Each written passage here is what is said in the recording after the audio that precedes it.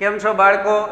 11 science પાઠ 3 તત્વોનું વર્ગીકરણ અને ગુણધર્મોમાં આવર્તિતતા. એમાં આજનો ટોપિક છે બાળકો તત્વોની ઇલેક્ટ્રોન રચના. પરમાણુની અંદર ઇલેક્ટ્રોનની ગોઠવણી અને ઇલેક્ટ્રોનની રચનાને આધારે બાળકો અત્યારનું આધુનિક આવર્ત કોષ્ટક એ તૈયાર કરવામાં આવેલું છે. હવે તો આપણે સૌથી પહેલાં જોઈએ કે પરમાણુની અંદર ઇલેક્ટ્રોન કેવી રીતે ગોઠવાયેલા હોય છે. તો જે બીજા પાઠની અંદર પરમાણુ બંધારણમાં એના વિશે વધુ વિસ્તૃતમાં માહિતી છે. અહીંયા આપણે એના વિશે ટૂંકમાં માહિતી મેળવશું કે પરમાણુનું બંધારણ કેવું હોય. તો કે એક પરમાણુનું કેન્દ્ર હોય, આ કેન્દ્ર ખૂબ જ નાનું હોય, એની અંદર પ્રોટોન અને ન્યુટ્રોન નામના અપરમાણવીય કણો હોય. જેટલા પ્રોટોન હોય એટલા ઇલેક્ટ્રોન હોય, ન્યુટ્રોનની સંખ્યા વધુ ઓછી હોઈ શકે. હવે જે ઇલેક્ટ્રોન છે એ પરમાણુના કેન્દ્રની આજુબાજુ ચોક્કસ કક્ષામાં ગતિ કરતા હોય અને આ જે કક્ષા છે એ કેન્દ્રથી લઈ અને આગળ સુધી જતા પહેલી કક્ષા, બીજી કક્ષા, ત્રીજી કક્ષા, આ જે કક્ષાઓ છે, કક્ષા કોને કહેવાય?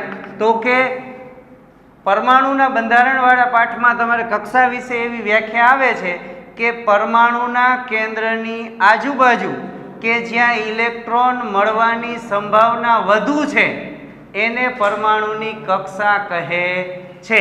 તો આજે પ્રથમ કક્ષા, બીજી કક્ષા, ત્રીજી કક્ષા, આ જે કક્ષા છે એને મુખ્ય ક્વોન્ટમ આંક પણ કહેવાય. ચોથી કક્ષા, પાંચમી કક્ષા. તો આ જે કક્ષા છે એની અંદર બીજી નાની નાની કક્ષકો છે. કક્ષાની અંદર નાની નાની કક્ષકો છે. તો જે પ્રથમ કક્ષા છે, પ્રથમ કક્ષાની અંદર એક જ પ્રકારની કક્ષક છે, એસ પ્રકારની. બીજી કક્ષા છે, બીજી કક્ષાની અંદર બે પ્રકારની કક્ષક છે. એક એસ પ્રકારની કક્ષક અને બીજી પી પ્રકારની કક્ષક. આ કક્ષકની અંદર કોષ હોય, પેટાકોષ જેને કહેવાય. એ પેટાકોષની અંદર એક પેટાકોષમાં બે ઇલેક્ટ્રોન સમાય. તો આ એસ કક્ષક જે છે, એસ કક્ષક પાસે એક પેટાકોષ છે. એસ કક્ષકમાં બે ઇલેક્ટ્રોન સમાઈ શકે. પી કક્ષા પાસે 3 પેટાકોષ છે.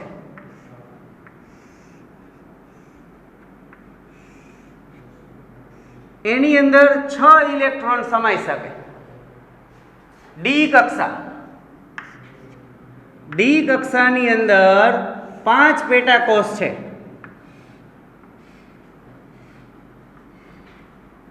ડી કક્ષા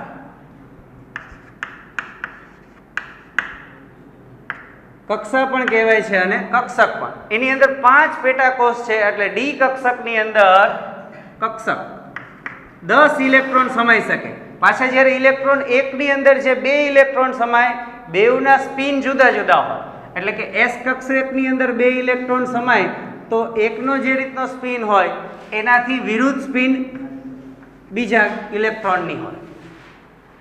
પી કક્ષકની અંદર 6 ઇલેક્ટ્રોન સમાય, 1, 2, આમ તો 2 અહીંયા, પછી 3, પછી 4, 5 અને 6. ડી કક્ષકની અંદર 1, 2, 3, 4, 5, 6, 7, 8, 9 અને 10. એવી જ રીતે એફ કક્ષકની અંદર બાળકો 7 પેટાકોષ છે.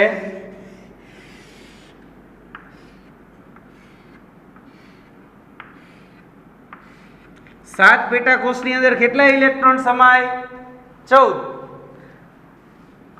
1, 2, 3, 4, 5, 6 અને 7. 7 પેટાકોષમાં એક ઇલેક્ટ્રોન સમાઈ જાય. પછી એકમાં 2 સમાવાની શરૂઆત થાય. 6, 8, 9, 10, 11, 12, 13 અને 14. તો આ રીતે કક્ષાની અંદર પેટા કક્ષકો છે અને એ પેટા કક્ષકોની અંદર પેટા કોષ છે, એટલે એમાં ઇલેક્ટ્રોન સમાઈ શકે.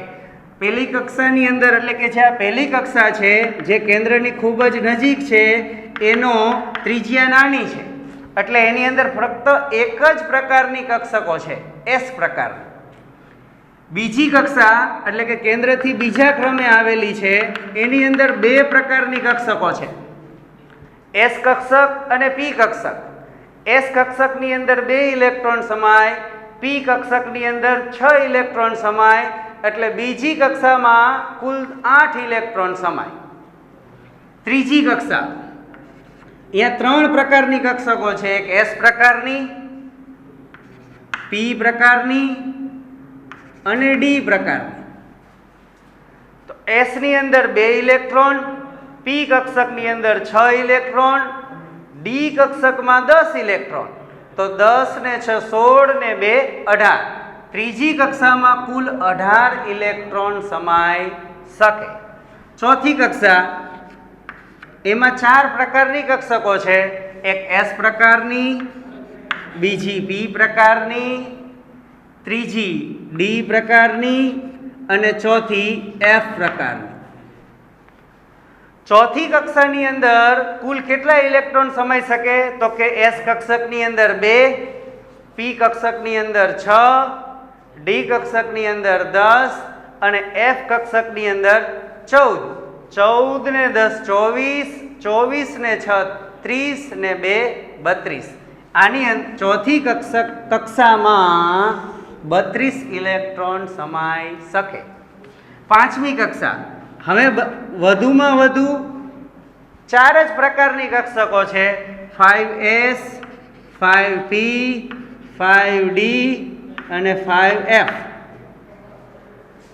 છઠ્ઠી કક્ષામાં 6s, 6p, 6d અને 6f. એવી જ રીતે 7s, 7p, 7d અને 7f. આ કક્ષકોની અંદર આવી રીતે પહેલી કક્ષા, બીજી કક્ષા, ત્રીજી કક્ષા, ચોથી કક્ષા, પાંચમી, છઠ્ઠી અને સાતમી આવી રીતે કેન્દ્રની આજુબાજુ ઇલેક્ટ્રોન ગોઠવાયેલા હોય, પરમાણુના કેન્દ્રની આજુબાજુ. હવે ઇલેક્ટ્રોન કઈ કક્ષકમાં પહેલા ભરાશે? તો કે નાની કક્ષકમાં. જે કક્ષકનો શક્તિ સ્તર નીચો હોય ત્યાં ઇલેક્ટ્રોન પહેલા ભરાય, ઊંચા શક્તિ સ્તરવાળી કક્ષકમાં પછી ભરાય. તો આ જે નિયમ છે કે કઈ કક્ષકની અંદર ઇલેક્ટ્રોન પહેલા ભરાશે એ પણ આપણે બીજા પાઠમાં આઉફબાઉનો નિયમ આવે છે એ પ્રમાણે પહેલા 1s ની અંદર ઇલેક્ટ્રોન ભરાય, પછી 2s ની અંદર, પછી 2p, પછી 3s, પછી 3p, પછી 4s, પછી 3d, 4p, 5s, પછી 4d, 5p, 6s, 4f, 5d, 6p, 7s, 5f, 6d, 7p. આ રીતે ઇલેક્ટ્રોન સમાય ત્યાં 118 પરમાણુમાં ઇલેક્ટ્રોનની ગોઠવણી આવી છે. આ 3ની જરૂર પડતી નથી. આટલા ઇલેક્ટ્રોન રચનામાં 118 તત્વો છે એ સમાઈ જાય છે. હવે આપણે ઇલેક્ટ્રોનની ગોઠવણી જો આપણે ક્રમમાં લખવી હોય તો 1s પહેલી કક્ષામાં 2 ઇલેક્ટ્રોન, એટલે હાઇડ્રોજનનો રચનામાં 1s1. હિલિયમ માટે, આ હાઇડ્રોજન માટે, હિલિયમ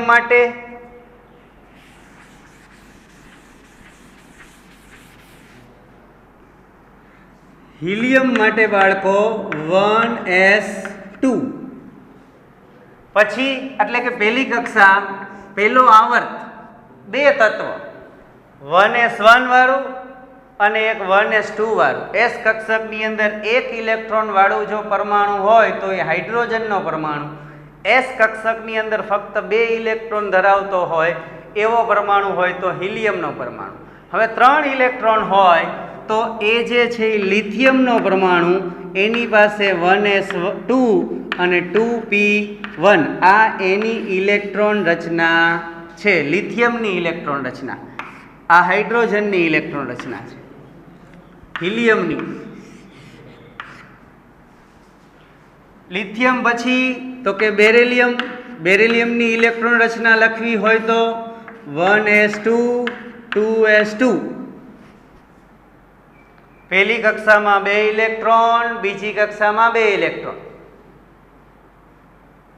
બેરિલિયમ પછી તો કે બોરોન. બોરોનની ઇલેક્ટ્રોન રચના લખવી હોય તો 1s2 2s2 2p1 એટલે 2s2 2p6. આ બીજા આવર્તમાં કુલ 8 તત્વો સમાય. પી કક્ષક પૂર્ણ ભરાયેલી હોય એટલે નિષ્ક્રિય વાયુ તત્વ હોય. અહીંયા આપણે બોરોન લખ્યું, પછી બધા તત્વો જો આપણે લખીએ તો આપણે 1 થી 20 સુધીના તત્વોની ઇલેક્ટ્રોન રચના લખીએ. આ hydrogen, helium, lithium, beryllium, boron. Carbon. કાર્બનની ઇલેક્ટ્રોન રચના 1s2 પહેલી કક્ષાની અંદર 2 ઇલેક્ટ્રોન, 2s2 અને 2p2.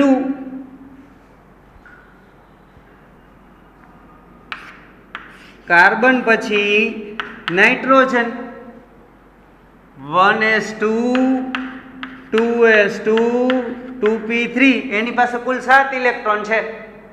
પહેલી કક્ષામાં 2 ઇલેક્ટ્રોન, બીજી કક્ષામાં 5 ઇલેક્ટ્રોન.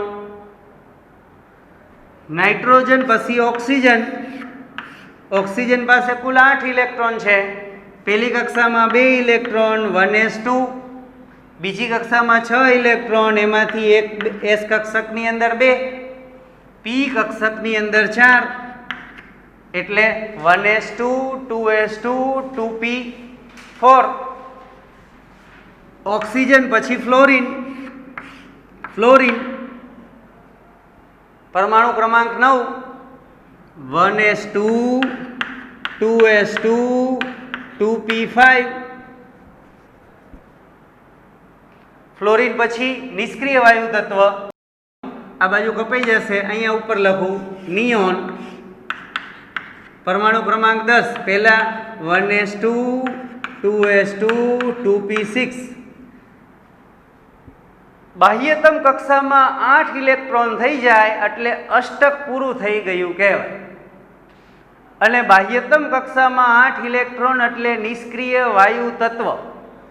પછી એ સંવૃત ઇલેક્ટ્રોન રચના ધરાવે છે એમ કહેવાય. અને બધા તત્વો રાસાયણિક પ્રક્રિયાને પરિણામે ઇલેક્ટ્રોનની આપલે કરી કે ઇલેક્ટ્રોનની ભાગીદારી કરી સંવૃત ઇલેક્ટ્રોન રચના પ્રાપ્ત કરવાનો પ્રયત્ન કરે છે. નિયોન, લિથિયમ, આ નિયોન, લિથિયમથી નિયોન સુધી બીજા આવર્તના 8 તત્વોની ઇલેક્ટ્રોન રચના 2s2 2p6 અહીંયા આવી છે. હવે ત્રીજો આવર્ત ચાલુ થાય. ત્રીજા આવર્તની અંદર પહેલું તત્વ આવે છે sodium, 1s2 2s2 2p6 3s1. હવે દર વખતે આટલી લાંબી ઇલેક્ટ્રોન રચના ન લખવી હોય તો આપણે આ ઇલેક્ટ્રોન રચનામાં જ્યાં નિષ્ક્રિય વાયુ તત્વની ઇલેક્ટ્રોન રચના આવતી હોય એથી આની પહેલાનું કયું નિષ્ક્રિય વાયુ તત્વ તો કે નિયોન.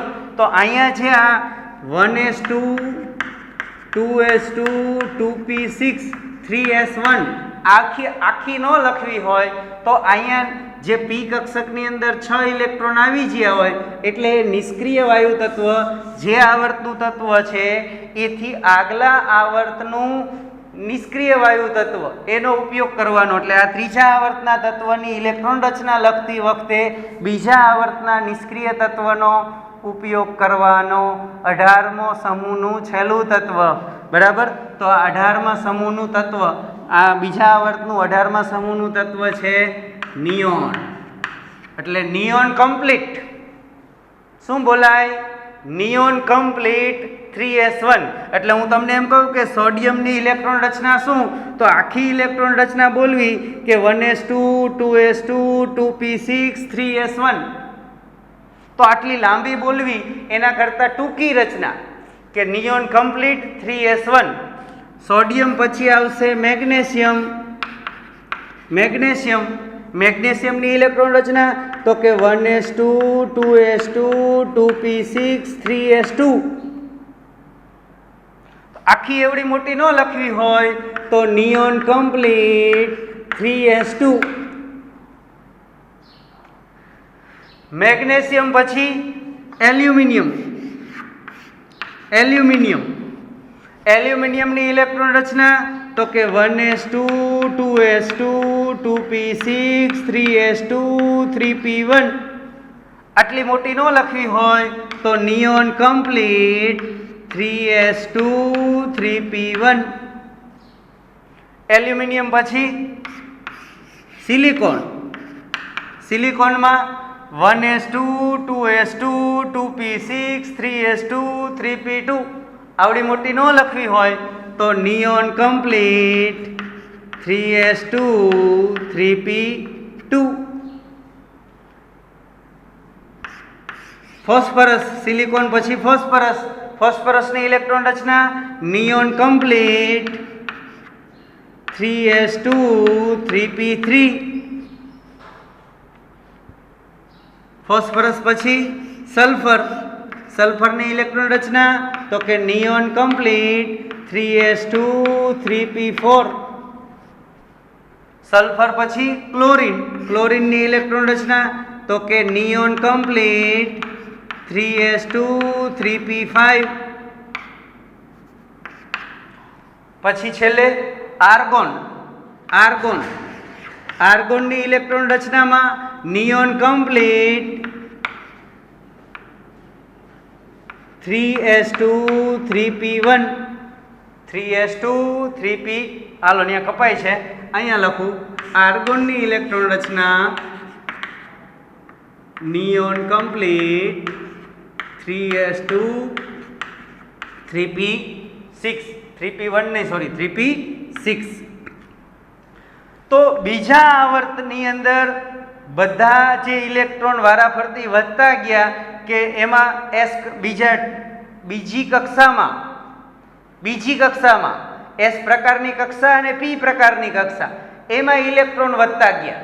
ત્રીજા આવર્તમાં ત્રીજી કક્ષામાં ઇલેક્ટ્રોન ક્રમશઃ વધતા ગયા. પહેલા 3s માં 1, પછી 3s માં 2, પછી 3s માં 2 અને 3p માં 1, પછી 3s માં 2 અને 3p માં 2, પછી 3s માં 2 અને 3p માં 4. એવી રીતે ક્રમશઃ 3s 2 3p6 P કક્ષકની અંદર 6 ઇલેક્ટ્રોન એટલે કે બાહ્યતમ કક્ષામાં અષ્ટક પૂરું થઈ જાય એટલે નિષ્ક્રિય વાયુ જેવી રચના પ્રાપ્ત થઈ ગઈ.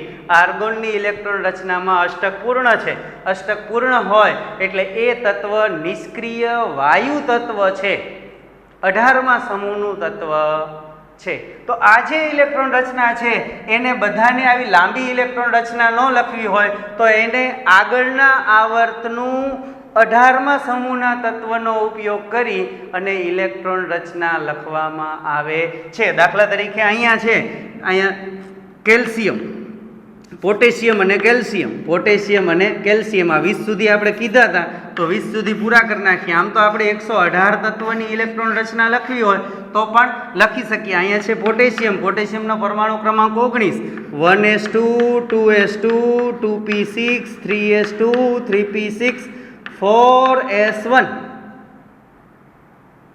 આટલી મોટી ન લખવી હોય તો આના આગળના આવર્તનું છેલ્લું તત્વ એટલે ત્રીજા આવર્તનું છેલ્લું તત્વ આર્ગોન એટલે એના માટે આમ લખી શકાય કે આર્ગોન કમ્પ્લીટ 4s1.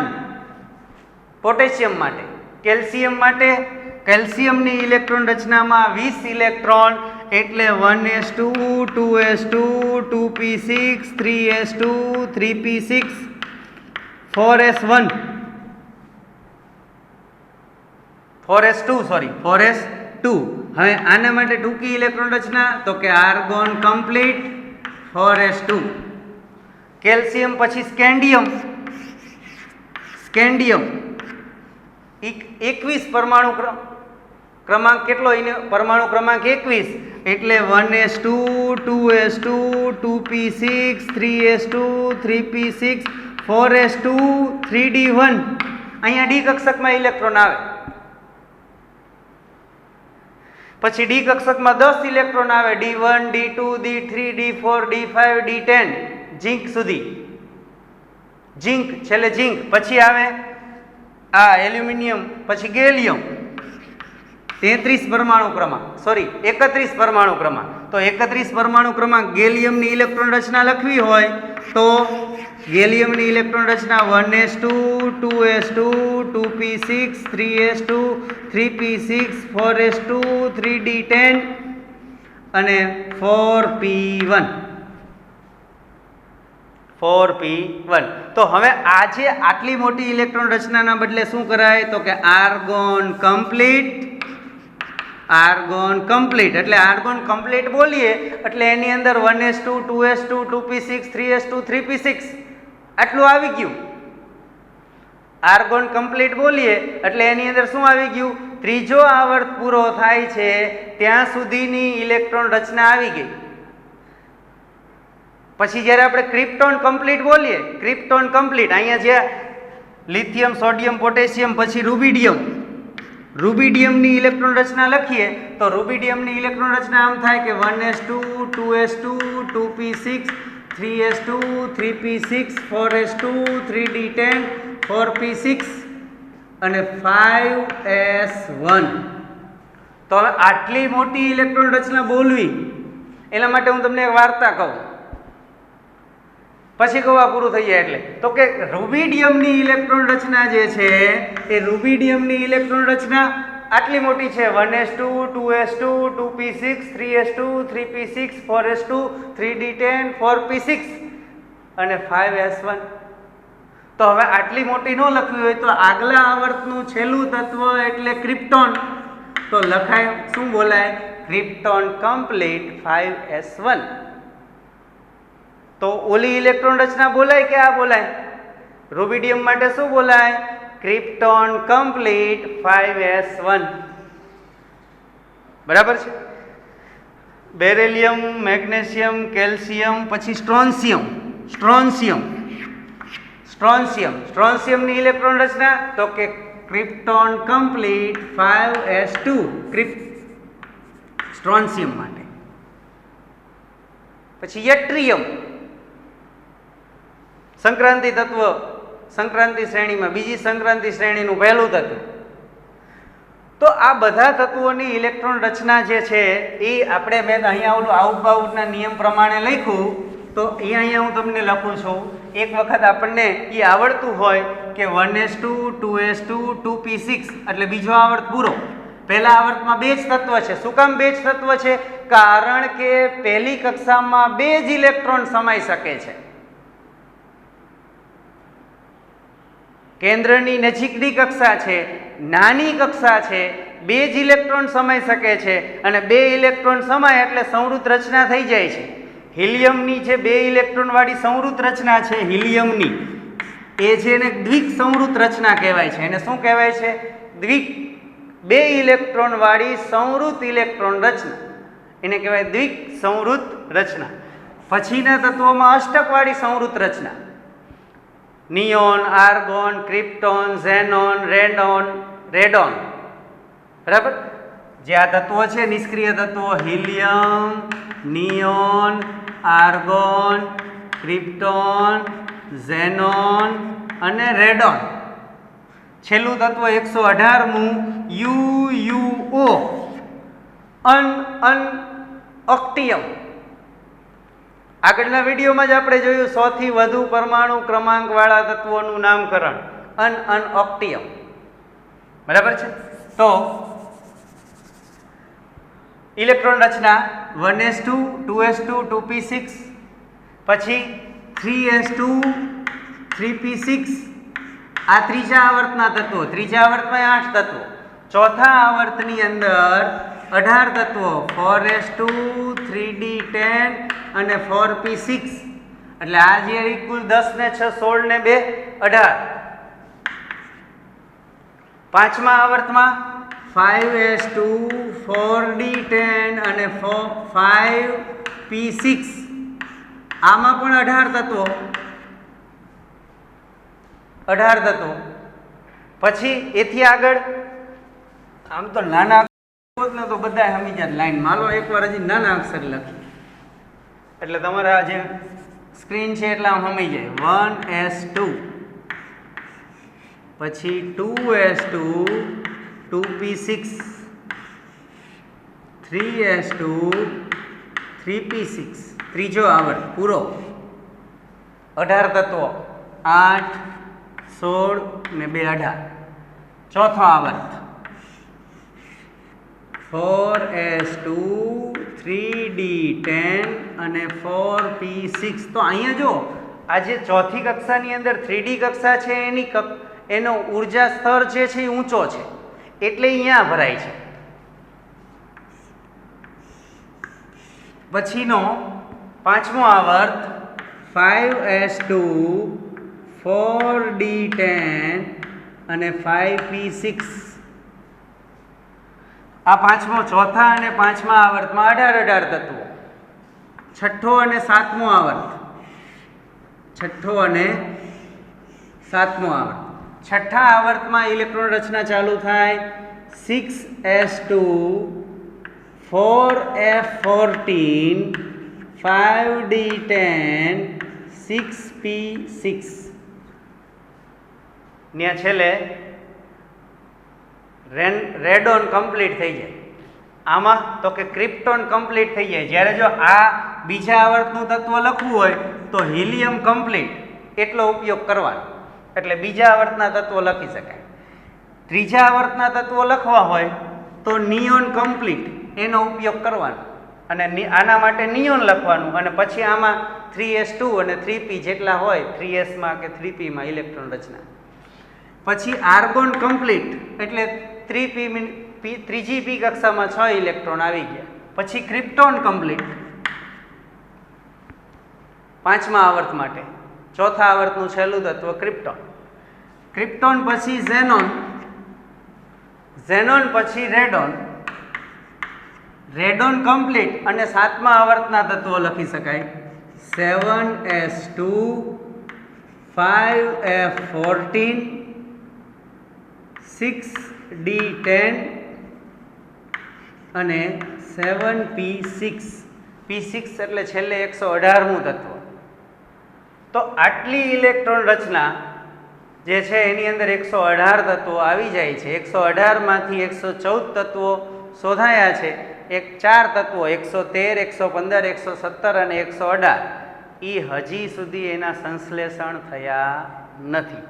તો આ હતી ઇલેક્ટ્રોન રચના. ચાલો તો વાર્તા કહું તમને કે આપણે કીધું એમ કે ભાઈ સ્કેન્ડિયમની ઇલેક્ટ્રોન રચના બોલવી હોય તો 1s2 2s2 2p6 3s2 3p6 4s2 3d1 આમ બોલીએ તો સારું ન લાગે. એમ બોલાય શું તો કે ભાઈ છેલ્લું તત્વ આર્ગોન કમ્પ્લીટ 4s2 3d1 આમ બોલાય. તો એવી રીતે ચીનમાં અત્યારે આપણે બધા ખબર છે કે ભાઈ એના સાથે આપણે ડખો ચાલે છે. તો ચીનમાં જ્યારે કોઈ બાળક જન્મે તો એવું કહેવાય છે કે નામકરણ કરવા માટે રકાબીના ઘા કરે, વાસણના ઘા કરે ને પછી જે અવાજ આવે ને ઢીંગ ટોંગ ઢીંગ ડોંગ ઢીંગ ડોંગ એવો એનું શું રાખી દે? નામ રાખી દે. કિમ જોન, બરાબર? એ તો નોર્થ કોરિયા, પણ એમ કે આ નામકરણની. હવે અહીંયા બાળકોના જન્મ થતા અને મરી જતા ઝાઝા વર્ષો પહેલાંની વાત છે. તો પછી કોઈકે સર્વે કર્યું ને એવું નક્કી થયું કે જેનું નામ નાનું હોય ને એ બાળકનું મૃત્યુ ઝડપથી થઈ જાય છે. પછી જેને રિસર્ચ કર્યું હતું પછી આ રિસર્ચને કોઈકે વાંચ્યું પછી એને એવું નક્કી કર્યું કે મારું બાળક જન્મે તો એને, મારી પત્નીને બાળક જન્મે તો એનું નામ જે છે એ મોટું રાખવું. આની છે આપણે કેમ ઇલેક્ટ્રોન રચના 1s2 2s2 2p6 3s2 3p6 4s2 3d10 4p6 આવી રીતે આમ આગે સુધી જેટલે સુધી જવું હોય એટલે સુધી જઈ શકીએ. તો એને એના બાળક જન્મો એટલે પછી એનું મૃત્યુ ઝડપથી ન થઈ જાય, લાંબુ જીવે, બધા પિતા આ જ ઈચ્છતો હોય એટલે એને એવું નક્કી કર્યું કે ભાઈ બાળકનું લાંબુ રાખવું. એને બાળકનું બહુ લાંબુ રાખ્યું, સાંબો રોસી રાંબો હારી પારી બારી બસકી બારી પીંપો. અને પછી એને બધાને એવી સૂચના આપી દીધી કે ભાઈ મારા બાળકને કોઈએ ટૂંકા નામથી બોલાવવો નહીં, કારણ કે ટૂંકા નામથી બોલાવે તો એને જીવન છે એ ટૂંકું થઈ જાય, એટલે એના લાંબા નામથી જ બોલાવો. પછી એને કોઈ એમ કે જોવા આવે કે ભાઈ આ બાળકનું શું નામ રાખ્યું, એટલે એમ કે સાંબો રોસી રાંબો હારી પારી બારી બસકી બારી પીંપો. પછી ધીમે ધીમે થતા સાંબો રોસી રાંબો હારી પારી બારી બસકી બારી પીંપો મોટો થઈ ગયો. પછી આ જ સાંબો રોસી રાંબો હારી પારી બારી બસકી બારી પીંપો નિશાળે જવા માંડ્યો. નિશાળે ગયો એટલે સાહેબે જ્યારે એનું નામ લખાયું હાજરી પત્રકમાં, ત્યારે એના પિતાએ વાલીને, એના પિતા ગયા હતા, એમ કીધું હતું કે જો ભાઈ મારા બાળકને પૂરા નામથી જ બોલાવો, સાંબો રોસી રાંબો હારી પારી બારી બસકી બારી પીંપો. પછી કદાચ આ શિક્ષક ક્યારે પીંપો ટૂંકા નામથી બોલાવે તોય એમ ચોખ્ખી ના પાડી દે કે ભાઈ મારા બાળકને સાંબો રોસી રાંબો હારી પારી બારી બસકી બારી પીંપો આ નામથી જ બોલાવો. પછી હાજરી પત્રકમાં જો ટીચરે એનું નામ લખવું હોય તોય ઘણી જગ્યા, કારણ કે એટલી જગ્યા તો ન હોય ને આવડું મોટું નામ લખાય, સાંબો રોસી રાંબો હારી પારી બારી બસકી બારી પીંપો, એવડું મોટું નામ લખાય નહીં. બાળક છે એ તો તોફાન કરવા માંડ્યું, ટીચર ફરિયાદ લખી દે તોય લખી દે તમારો સાંબો રોસી રાંબો હારી પારી બારી બસકી બારી પીંપો એ જે છે એ બહુ તોફાન કરે છે. આમ કરતાં કરતાં બધાને કંટાળો આવી ગયો. તો આ જે લાંબા નામની જે વાત છે કે ભાઈ આ જે લાંબી ઇલેક્ટ્રોન રચના બોલવાને કારણે આપણે એને નિષ્ક્રિય વાયુ તત્વનો ઉપયોગ કરી અને ટૂંકી ઇલેક્ટ્રોન રચના જે છે એ લખી શકીએ છીએ. આગળના વિડીયોમાં આપણે સમૂહ આવર્ત કોષ્ટકને જે 4 વિભાગમાં વહેંચવામાં આવ્યું છે એના વિશે વાત કરશું.